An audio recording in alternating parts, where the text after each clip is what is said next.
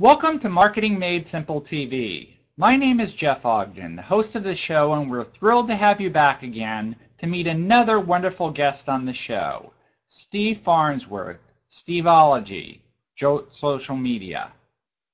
What we're going to talk about with Steve today, now we've had some other guests talking about content marketing. Joe Paluzzi, the Content Marketing Institute, Jim Burns of Avitage, we had Doug Kessler of Velocity Partners in the UK, and they all had some great tips about content marketing.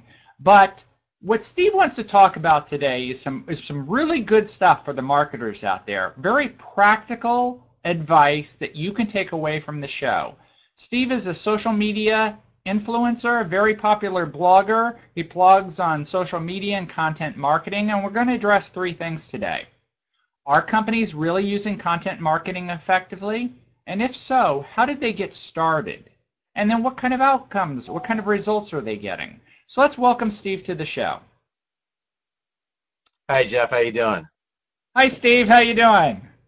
Doing excellent. Glad to be here. All right. Glad to have you on the show today.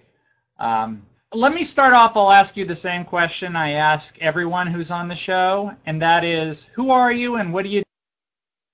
Well, I am Steve Farnsworth. I'm known to a lot of folks on Twitter and stuff as Steveology.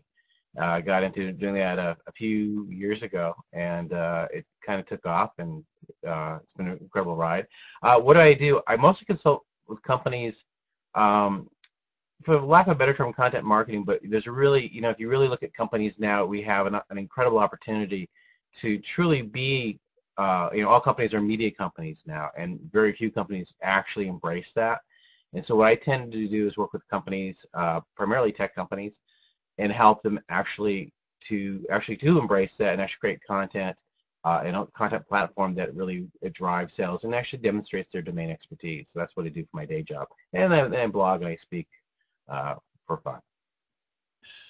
Good, Steve, and it's good to have you on the show. I've known you for quite a while from Twitter, so it's good that you had a chance to come on the show with me.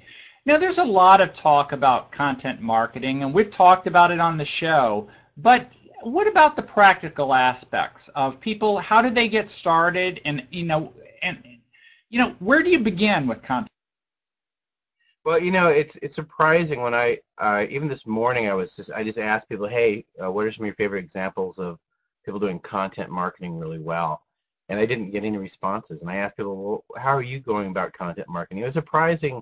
I've asked this question a number of times, and I get very few responses. It seems like it's like teenage sex. Everyone talks about it. Few people are really doing it. So when I look at conferences, I see these people who hear all this wonderful stuff about content.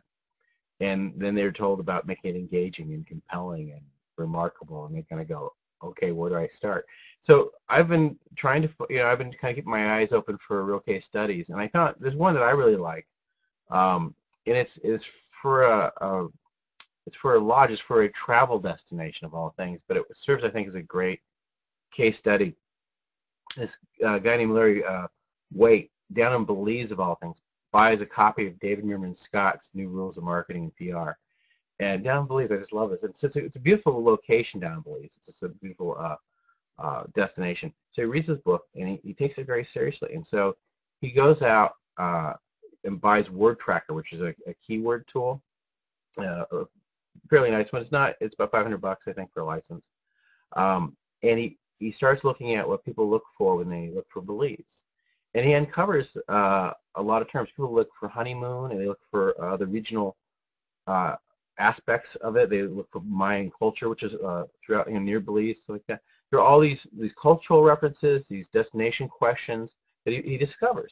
And so what he does is he actually then starts creating content. He didn't do a blog. It's a place called the Lodge at Chaw Creek. But he basically weaves through the entire website sections about honeymoons in Belize. Practical information. He follows him in 80-20. 80% not about the lodge or anything that they do, and 20% about what they do. And he writes about Mayan culture, Mayan history, tour destinations that are hours away from their facility that you wouldn't necessarily be looking for that. But now when he does so much content In the past, he used to advertise in travel magazines, a lot of pay per click. He's done away with all of that. Now he does 80% of his inbound reservations are organic, just from doing that. And so if you like type in Belize honeymoon or honeymoon Belize, something like that, he's one of the top choices, and he has that for a lot of inbound traffic. And I just think that's such a great example of how simple it is.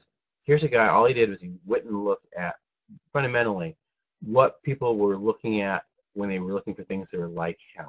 What domain expertise could he bring to it, and then started creating content that he literally filled the site with, and that's, you know, it's paying off for him. And anybody, even though it's a travel destination, anybody can follow that basic model and create content that's going to drive traffic to their site and business.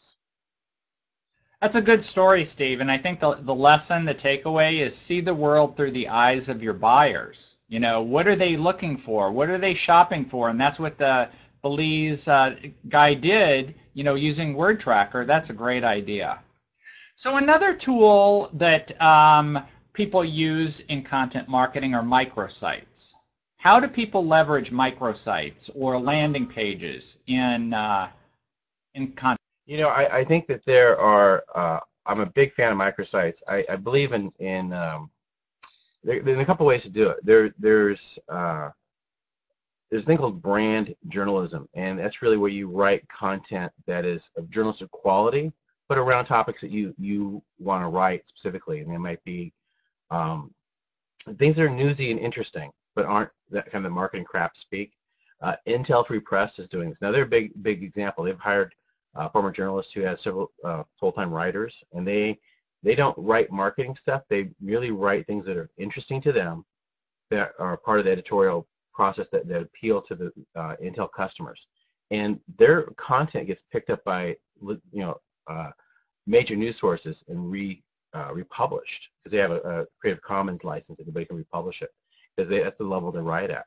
Intel Free Press, a great example of brand journalism, people writing interesting things that you would read on an airplane. Nobody wants to read marketing brochures on an airplane. Nobody would do that. But what would you take on an airplane that's interesting, or read on Sunday while you're drinking coffee or whatever? Kaspersky, the security company out of Russia, a major security company, they create a thing called Threat Posts, and it's where they've curated content. So every morning, it's the threatpost.com is the website. Again, microsite. They come in and it says clearly it's Kaspersky owned. But this site is where all these IT managers log in every morning to find out what threat is posed to their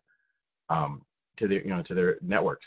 Every morning, it's all curated content, and a security software, an internet security software company, is the host of that. So it drives a lot of traffic for them. Even like National Association of Realtors, which is a trade association for real estate agents.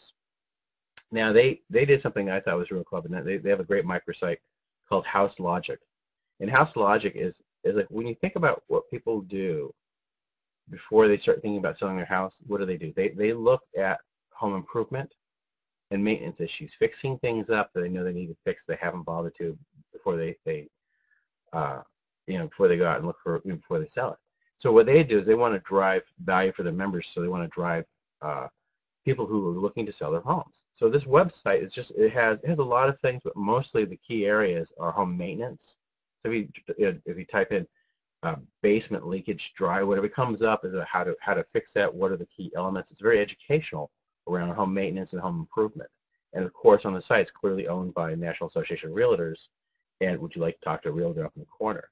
So I think that's a wonderful example. The only I would have one thing I'm not, even though I don't know what their total goals were. They do have a couple topics, I think, that are a little too broad. They're more kind of green living, the other things, which I think probably don't drive the key traffic they're looking for. They just thought would be nice to include. So I think it's maybe a little unfocused, but the maintenance and home improvement is clearly brilliant in terms of driving that kind of traffic. I think they do a wonderful job.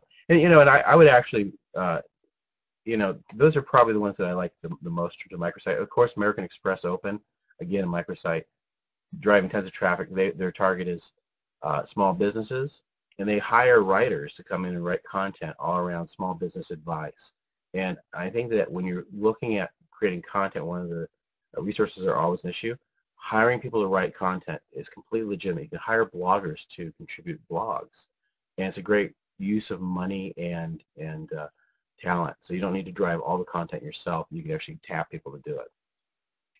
That's a good tip, Steve, and I think a takeaway from this show is to reach out to writers, journalists, bloggers, and get them to help you create content, even if you got to pay them a little bit. You're absolutely right. I wanted to mention another idea about amplifying your voice, and it's syndication. This TV show is highly syndicated. My blog is highly syndicated. How can people get the word out about their content beyond just putting it on their website and their blog? I actually think, I know that you drive a lot of traffic. I was very impressed when I looked at yours. I would love for you, I'll answer your question, but I'd love for you to talk a little bit about your syndication process because I thought it was fascinating. Syndication is big. I actually syndicate. It drives a lot of traffic. There's always an issue about having redundant content on your site, but I'm more interested in sharing. I mean, I blog because I want to share information, and it helps just to get it out there. The more people read it, the better. It serves my goals. I think that syndication is probably the more powerful thing to do. I run a couple different Twitter accounts that are I curate a lot of content, and so I have different Twitter accounts that actually focus in slightly different areas, and I'll share my own content from my blog on those different channels, and I make sure that I also go back and I reshare content, things that are more evergreen, and it's like I'm not Jeff Eulis, who I had the pleasure of meeting in Beirut just a couple of weeks ago.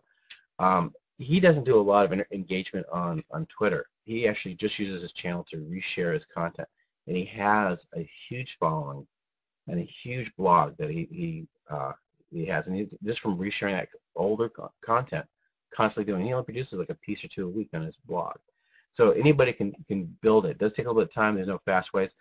I think that for some pieces, actually paying for some pay-per-click makes sense for higher-end digital assets that you're doing, as does doing some Facebook advertising, depending on the audience you're trying to reach. But I like those things to kind of get started. Once you get started, having plenty of sharing opportunities, social shares within the post itself, and then sharing your own content again, it's not a silver bullet, but it does work, and it does work if you keep doing it and you do it religiously. And Jeff is such an awesome example of that. He drives massive amounts of traffic to his website doing that. And he's built a huge Twitter following too. It's interesting that Jeff does a great job of it, and I see him on Twitter all the time. And thanks for asking about Marketing Made Simple TV. And our whole strategy, I used to host a show for Acton Software called Mad Marketing TV, and that ran on YouTube and Acton's blog.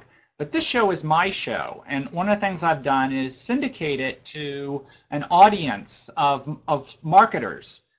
So places like Social Media Today and Business to Community and my own blog and Digital Ethos and CMO.com all carry the show.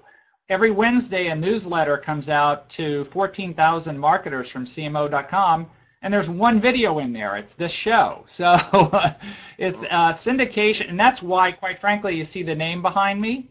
Why does Eliquis sponsor the show? Because probably as many as 500,000 people are exposed to the show every week through all of the syndication channels. And it's pretty amazing the power of syndication. And it's not unique to the show. Anybody can do this stuff if you've got great content. Yeah, it's interesting. Eliquis, I have a deep fondness for Eliquis. I've had a chance to know a lot of the team over there, and in terms of one of the best content marketers. I mean, I don't use them very often as a example because they do it so well. It's hard for most people to even get their heads around what a job that Eliquis has done. But they have, they do marketing automation. For anybody who's not familiar with the company, and there are a lot of components connected with marketing automation, so it's a relatively large knowledge database. And in terms of really harnessing domain expertise and then putting it out there, they have, when I say a library, they literally have a library of content that you could spend a week going through.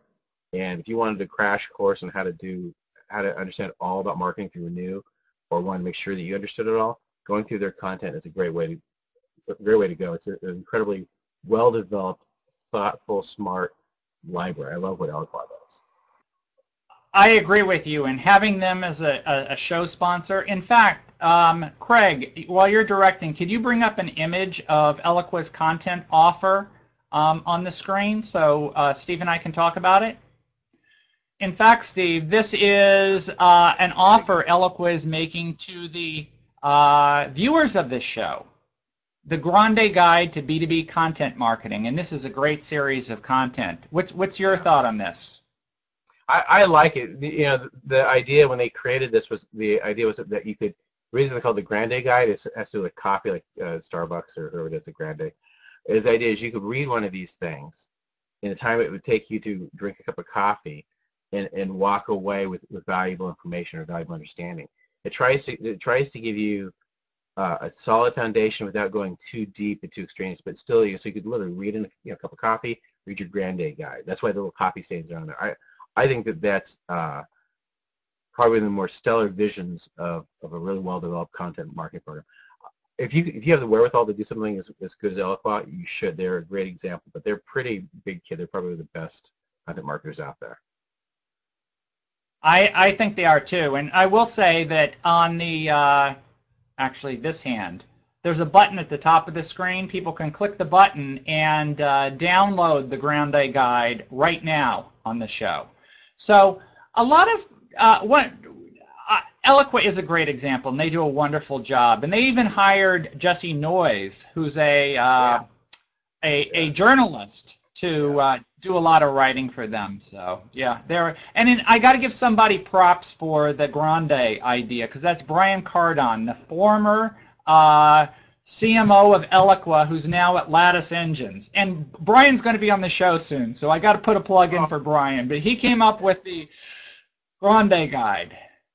Brian, I have the sincere pleasure of knowing Brian, and he is one of the he's a top CMO. He's been cited in CMO magazine and stuff, and as being a top CMO.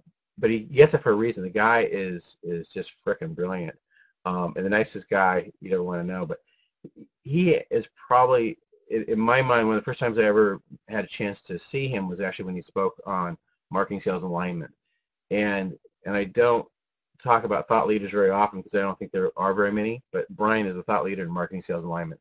He does real big kid stuff. And spending an hour having him lecture on that, which I had the pleasure of watching, was probably the best hours of marketing manna that I've ever had the pleasure of participating in. So I highly recommend seeing Brian if you're going to tune in for that show. That's the show to see.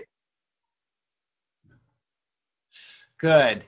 So let's talk about content marketing. A lot of people struggle with something so simple. What do I write about? What topics can I start to create content on? What is your advice there, Steve? Well, you know, it's like the issue is it's difficult. There are a couple ways to go. I mean, I think the word tracking tool, if you understand what people are looking for, like the keyword suggestion tool is a great way to get a sense of the kind of information people are looking for. The internet, between search engines and like Google Analytics or analytics for your own website, is an excellent source to understand what kinds of questions are people coming to you to find. What information on your website are they consuming? I think that's a first place I would always start. I know I was just talking with somebody this morning at an agency online, and their process is literally just sitting down and going through their customer interactions and you know, what kinds of questions did our customers have in this last week or so? They ask us, or what did we did they want to know, or did we educate them on, or a problem that they had that we helped solve? And they literally just have this conversation, you know, around coffee, and from that they didn't develop what they're going to do, and they balance that with kind of more you know, kind of more anecdotal stories and information, along with the more the research stuff that they share. So just asking people who are interacting with the customers, who are in a large organization, I think that customer service and sales are both people I would interview a lot. I would go and talk to them. I wouldn't go and send them a survey because they won't fill it out, because salespeople have other things to do, and customer service is always busy. So if you can go and get them aside for 10 minutes and just record the conversation and say, what kinds of challenges are you seeing this week? What kinds of problems have you solved? And you talk to a number of people, you get a real good sense of themes and ideas. And 2 or 3 conversations like that can literally give you like 10, 20, or 30 ideas for topics that you can address. Either how you educate somebody, how you solve a problem, things that show your domain expertise. People come to you for a reason. You know stuff, and as long as you talk about what you know, not about what you sell, people want to hear it. People don't care about what you sell, but they do care what's in between your ears, because you know stuff that they want to know. If you're a consumer, you're doing research.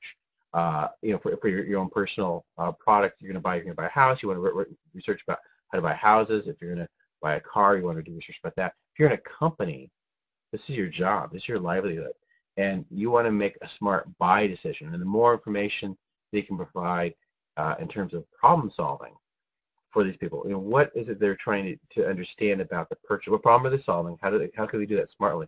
And what are best practices? And when you start educating around best practices, a way to understand a way of solving problems, what you're really doing is helping to set the platform, the understanding, the context of how your product or service solves problems, and you're showing that you have the ability to do it. So just asking those kinds of questions, looking around, even going through your frequently asked questions can often be a source of really good content. To do a blog post on, to do a video about those. Those are great sources. And I actually love going to conferences, like trade show conferences. Sound quality is always a little hard because if you do video, which I like to do. But you can go to conferences and interview people, industry leaders about something. One of the techniques that I really love, and you can do this via Skype or at a trade show or someplace where you can talk to industry leaders, you get their time, is ask like 5 questions that are around a topic. 5 different questions. And so let's say you go to Susie so-and-so and you ask these 5 questions from Susie. And then you go to Joe so-and-so and you ask those same 5 questions. And you can do that with 5 different industry leaders. Now you have 5, and record those like on videotape. Now you have 5 awesome interviews with industry leaders. You can take all those videos, and I actually, if you're doing it from a company, I would include one of the experts, make somebody from your own company be one of those experts. But you take all those videos, have them transcribed, and now you have all that content in writing form. You take all the answers from all the 5 experts for answer number 1 and put them side by side. Now you have a brand new post.